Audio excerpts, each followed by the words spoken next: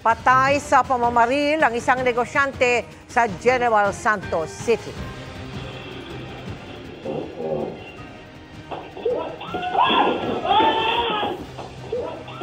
Sa kuha ng CCTV, pumasok sa salon na pagmamay-ari ng biktima ang gunman at biglang bumunot ng baril. Nagpulasan ng mga tao sa loob.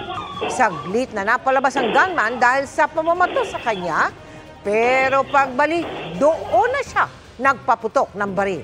Hindi rin niya pinalagpas sa mga CCTV at saka mabilis na sumibat. Ayon sa pulisya, dead on arrival sa ospital ang may-ari ng salon. Patuloy na inaalam ang pagkakakilanlan at motibo ng gunman.